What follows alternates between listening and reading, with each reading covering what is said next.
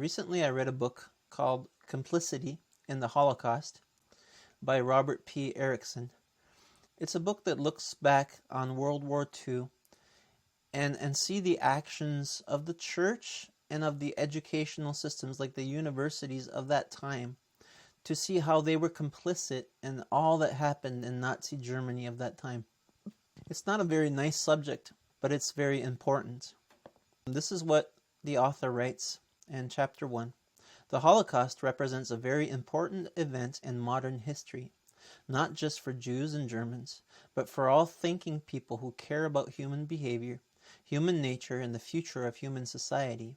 The German murder of approximately 6 million Jews and 5 million other victims of the Holocaust, besides tens of millions dead in World War II, certainly represent a low point in human history.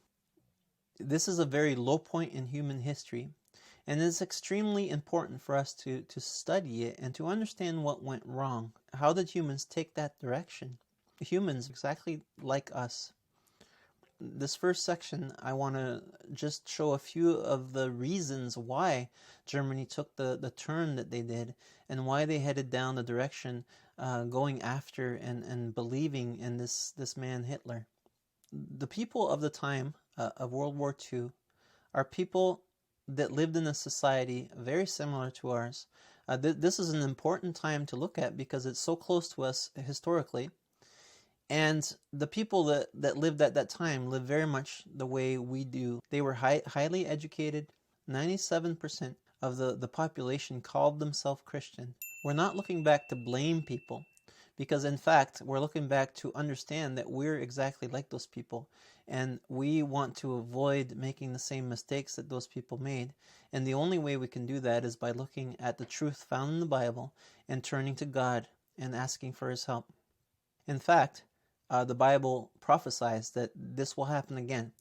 All of humankind will gather together, and they will again turn against God and turn against the truth, and horrible things will happen again. That a leader like Hitler will come again, and the world will believe that he comes in peace and comes to save the world, basically, and they will follow him to their destruction. For many years after the war, historians chose not to blame the good German people for what happened. It was far easier for them to go and blame the leaders of Germany of that time instead of the good people of Germany. And it was the leaders' fault. And especially it was easy to blame the German leaders who died. And a lot of the German leaders who did not die, many of the leaders escaped and escaped punishment of any kind and were able to keep on living normally without any punishment. The historians at the beginning did not want to point to the good German people. They wanted only to point to the leaders and especially those who died. Fortunately, historians now are going back and they're digging up more of the truth, and they're reading more of what was written and of what the people believed at that time. It has become more evident now that almost all Germans were to blame for what happened, and almost all were supportive of the events that took place during that time. It is important for us to go back and understand why. Why were the normal good Germans, which they're the same as us, normal people that we would call good, and that's the mistake I think that we all make. We call ourselves good. We're good Canadians. No, the Bible says that we're not good Canadians, and that's one of the biggest mistakes that our society has done, is to think of ourselves as moral beings and being good people. It's important for us Christians, people who call themselves Christians, to look at what people that called themselves Christians at that time, how they played a part in what happened. How were they suckered in to playing a big part in one of the worst crimes of recent history? Now we understand what has been done, and no one would argue that what was done was wrong. But now we're trying to see why it happened and what brought it about. The author writes in his book, pastors and professors collaborated in the inhumanity of the Third Reich. They gave a ringing endorsement to the rebirth of German under Adolf Hitler, even with all his anti-Jewish hostility readily apparent. Furthermore, this enthusiastic praise was not the message of just a few pastors and professors, but it was predominant message within the church and universities as a whole. So what this book is showing is that the church as a whole and the universities as a whole were largely endorsing what Adolf Hitler was doing, and they were happy with the direction the country was taking. And we will see all kinds of examples of this. Further, we read in this book, if we turn to religion, it was German Martin Luther who founded the Protestant tradition. German Protestants then built on the tradition of Luther and coupled it with the highly developed world of German scholarship. By the 19th century, German theologians led the world in biblical scholarship and continued to exert enormous theological influence well into the following century. Karl Barth, Dietrich Bonhoeffer, Rudolf Bultmann, and Paul Tillich all represent the German tradition, and the work of each continues to resonate in seminaries and schools of theology. Even Gerhard Kittel, deeply tainted by the enthusiastic support for the Nazis, still holds an important place in biblical studies through his massive theological dictionary of the New Testament. When Adolf Hitler came to power, 97% of the German population considered itself Christian, with about 2/3 being Protestants and 1/3 Catholic. Less than 1% of Germany were Jewish in 1933, and only slightly larger percentage registered as pagan or non-believers. Let's look at a few reasons why the German people were so happy to go after and follow Hitler. Germany was facing extremely hard times at that time because of World War I. This is what the book says. Germany faced an unusual array of crises in the 1920s and 1930s. Military, economic, political, and cultural crises that many of most Germans regarded as threats to their entire future as nations. Might modern Westerners ever face such an array of crises? Would we be able to handle such crisis without giving up our belief in human rights and civil liberties, or otherwise pushing aside our democratic principles? The nation of Germany went through horrible times at that time, and the book shows that it is because of the horrible time that they were willing to do certain things to bring back the normal. One of the very first problems at that time was there was a lot of deaths during World War I. Many people in Germany, many families had lost someone in World War I, and that is a crisis. That is a traumatic experience for all of Germany. This is what the book says. Nearly 9 million soldiers died in World War I, and many more were maimed. These losses, nearly unimaginable, left few families in the participating nations untouched. If we were to extrapolate the German war dead at approximately 2 million in nations of 60 million, that would correspond, for example, to some 10 million soldiers from present America's population of 300 million. Imagine the grief in post-War I in Germany. So one of the problems is they were going through grief. They had gone through a traumatic experience, losing a lot of people in World War I. One of the biggest reasons why Germans were so happy with the rise of Hitler is because they had been embarrassed in World War I. Listen to what the book says. Because of the control of news during the war, Germans up until the final weeks had expected victory to result from their massive efforts. The shock of defeat then culminated within months in a peace agreement, which is the Versailles Treaty. The Germans expected to win World War I, and they were shocked when they didn't.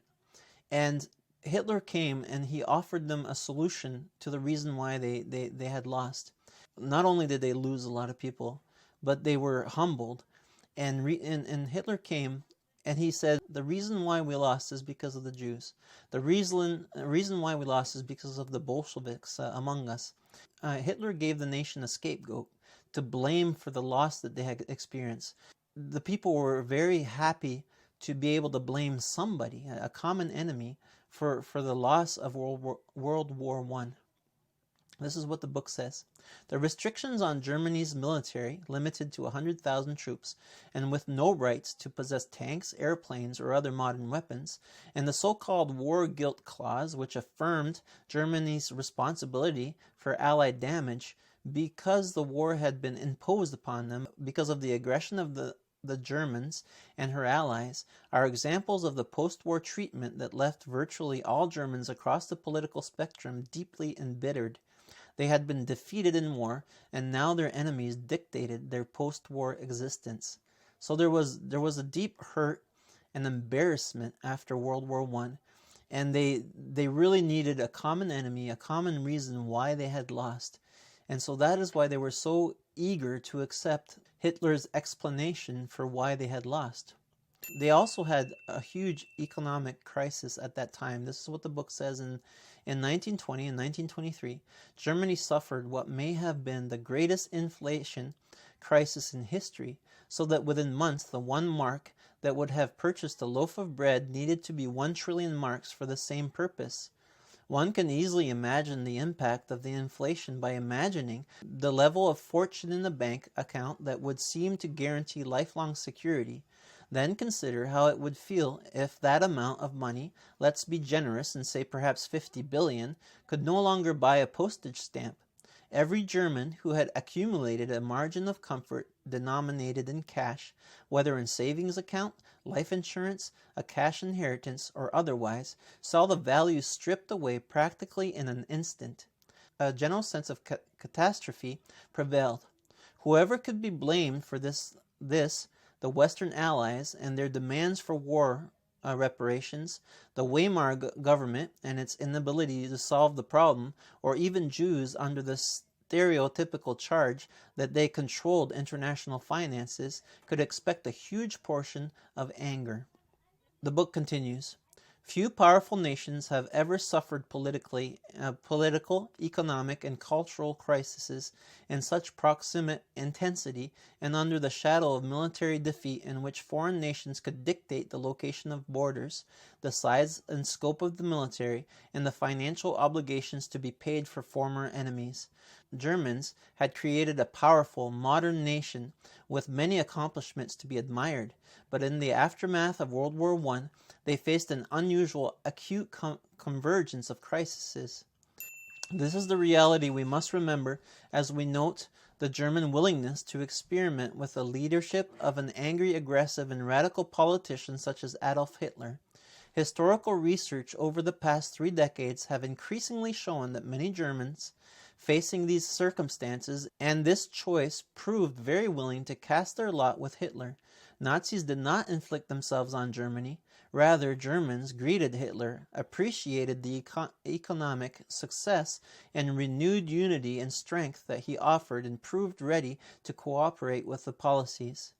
So we see here that the economic crisis and the humbling experience of losing World War I and all the loss of the families, all these things brought Germany into a point where they were willing to accept anything to get themselves out of the problems they had.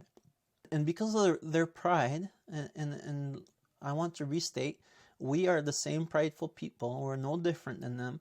Because of their pride, they wanted to find a reason outside of themselves why they had lost the war. And Hitler came and he showed them a bright future. He showed them a way out of all these problems they had, and he showed them a reason why they were in that problem. And so that is why they embraced this enemy of the Jews and others that the Nazi party told them were enemies. Let's read on in the book. Hitler was only one of many on the right who accused Weimar politicians of having stabbed Germany in the back. Theory began with a contention, against all evidence, that Germany could have won the Great War, except that the left-wing Germans inside the country, especially Jews and socialists, have weakened the war effort. Leftists were blamed for damaging morals during the war by counseling caution and compromise, and the behavior of so-called Jewish profiteers was blamed for food riots and other examples of discontent. These same traitors were blamed for creating a liberal, democratic government specifically to weaken Germany at a time when strong authoritarian leadership was thought to be needed. Post-war Germany, especially including the economic crisis that ensued, left this system of government with too few supporters when crisis came. At the same time, classic scapegoating allowed many Germans to think none of these problems were their default. It must have been traitors, leftists, or Jews. One of the main reasons Germany was willing to take the turn they did was because of all the crisis they were faced with. But there was also ideologies behind the turn they took.